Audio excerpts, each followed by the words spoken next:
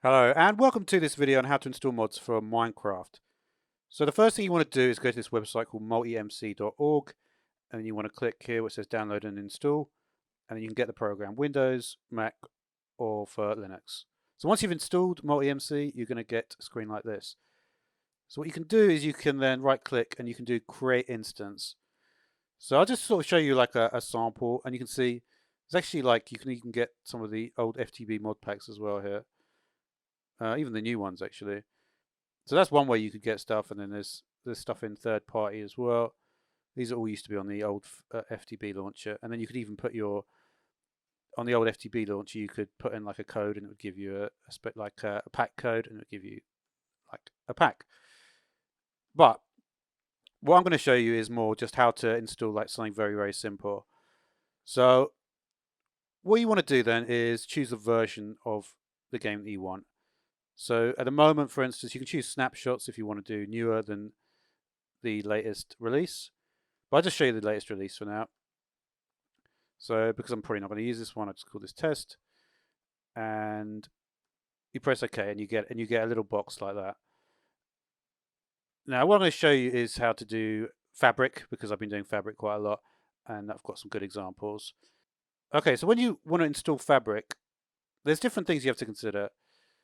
So if we go into the test and we go to edit instance, you can see we're going to get this. We've got version and then we've got loader mods.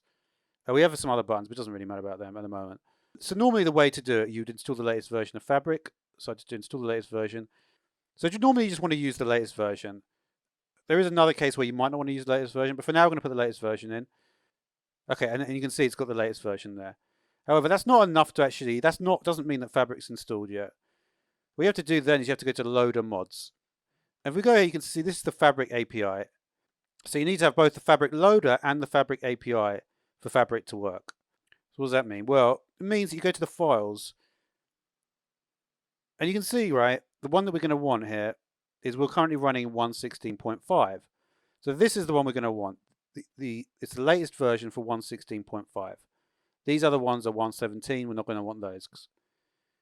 So all you do is we just go to the page, and you have to make sure if you're using CurseForge to download, you can also use a website called Modrinth as well, which just might be able to show you that quickly. This mod, this is another way of installing mods, and you can do filters and stuff like that.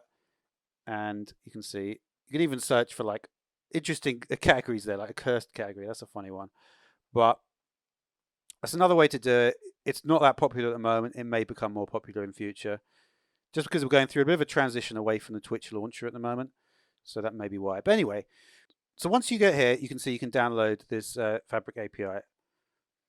And you can see you can download, and you can see, yeah, I want that. So what I tend to do is, whenever I'm installing something like this, I'll just make the box small.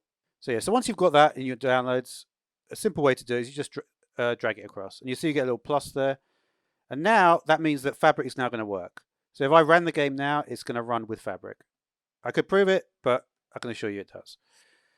So from there, what you can do is, from there, that's pretty close to, I mean, that is a working instance of the game. So then you can install mods. Now you may be thinking, how do I install mods? Oh, I just click on this install mods button. You can see that doesn't actually do anything. It just literally just takes you to this tab. What you have to do is you have to repeat the same process for every single mod you want to install and drag it across from your browser window. And that's just how it is now. It used to be a lot simpler than this, but it's now just like this now. But most people are not really going to want to use Modpack. If you're playing single player, Modpacks are kind of a waste of time because it installs a huge amount of server stuff. Like a good Modpack will install a huge amount of server utilities, and a bad Modpack will just be a custom Modpack anyway. So you may as well just make your own custom Modpack, in my opinion. So I'm going to give you a few pointers to what mods you might want to put into your Fabric mod pack. So here's one which is very popular, and this is something that most people want to do, and that is to install Better End or Better Nether. I've also, you can see, I've got the Canvas mod. So this is like Optifine for Fabric. It's really good. Works really well with Better End and Better Nether. And we also have this, Roughly Enough Items. This is to see all the items. This is almost an essential mod. So if you're looking for essential mods, So for instance, I've recently started working on doing a new video for 1.16.5, and I basically put a few mods in that I think are sort of essentials. I'm not actually going to cover in the video, but I just wanted to have them. And this gives you like an idea of the sort of mods you want to have. So a couple of good mods you're going to want. You're obviously going to want roughly enough items, and a lot of mods by this user are actually really, really good, especially in Fabric. So, for instance, smooth scrolling everywhere by the same user, and the same with slight GUI modifications. I would suggest getting those three as a standard, just because they're really, really solid, and you can do. It just makes things much smoother, and it gives that sort of distinction for Fabric. Now, the other thing you might want to do is you might want to have a map mod. I've gone for this one called Just Map, and it's pretty good. And it's also quite unique. It's quite a cool mod.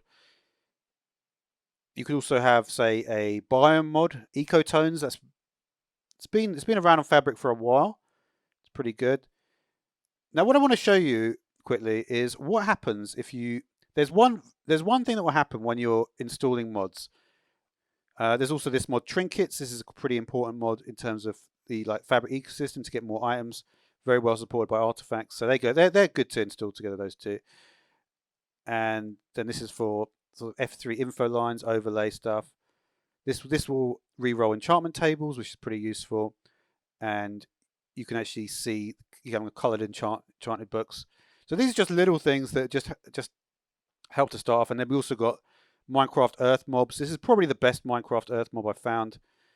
This is probably the best Minecraft Earth mod I've found. It just adds all the animals from all the creatures from Minecraft Earth, which is kind of like something which, especially with the addition of the glow squid recently, is kind of, it seems to be where things are heading in terms of this integration between regular Minecraft and Minecraft Earth, at least for the mobs. So yeah, so they're just, and then Sandwichable and Nourish. That's probably the sort of the best suite of food mods at the moment. So that's a good way to start out. Now there are a few things that might happen though, like when you're actually running mods, and I want to show you like one specific thing that happens a lot, and just in case you don't know what to do. So if I uncheck this box called Architecture and I try and launch this mod pack here, it's going to launch it and it'll go through all the stuff, and you're going to say failed to launch, and this is an error you're going to get a lot, and it's going to say could not find the mod and says requires. And then you can see, like, and it's saying we want architecture above this particular version. And that's something which you will have to deal with. That there are going to be certain mods that will require. There's going to be certain mods that are going to require other mods that are not actually included. And one more thing, by the way, that I completely forgot to mention is this mod menu. This is essential. This is like one of the most essential mod is this and this. If you really only want to install two and you want to go your own direction for the other ones, then I would definitely say these two are the most essential. But you can see, but sometimes, like I say, sometimes but sometimes there will be dependencies and there will be other mods that you're actually going to need.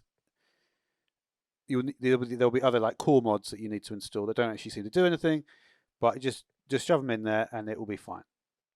So one final thing is, if you do want to run an older version, always try and keep the latest versions, because the APIs actually do update. So you can see this 1.14 Fabric API is actually updated only a couple of weeks ago, even though this version is long since finished, right?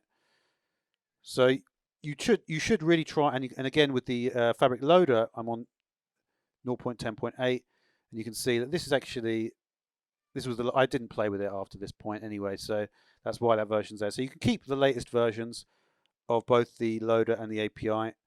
You don't need to worry about the version of the game you're playing. So yeah, so that's a pretty simple way how to install mods for Minecraft. Thanks for watching.